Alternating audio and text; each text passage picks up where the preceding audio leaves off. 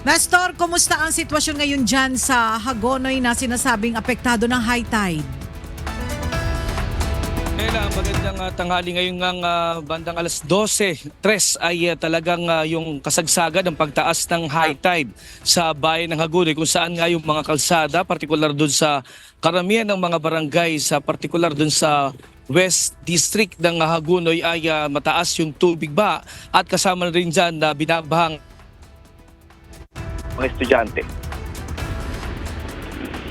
Balik-eskwela na ang mga estudyante sa mahigit 500 para public school sa Bulacan.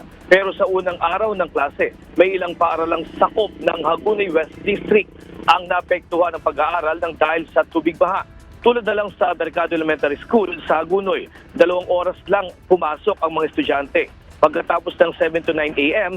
ay pinauwi na para wag lumusong sa baha. Habang sa Hagonoy West Central School naman, nasa 300 estudyante na ang nag-half-day ang classes dahil ito sa baha ng 7 classroom na mula grade 1, 2 at 3. Na-workout na natin yung pagpapataas ng mga pathways and then yung school ground. But there are still 7 classrooms na needed path grading kasi ang mga classrooms na yon ay nababaha during high tide. Pag-uwi naman ng mga estudyante ay doon na lang nila itutuloy ang kanilang alternative delivery modality o module para sa kanilang pag-aaral. Mas okay na module na lang kasi nga baha.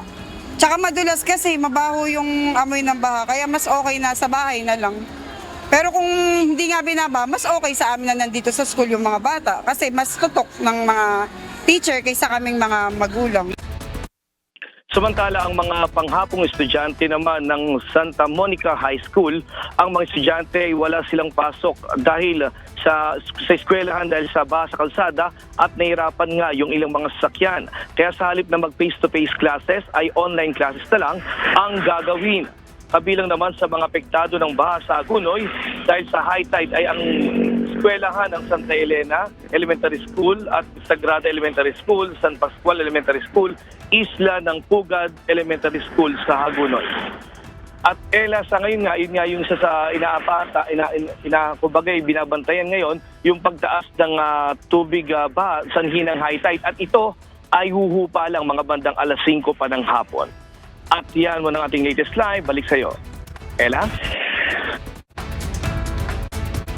Maraming salamat, Nestor Torres.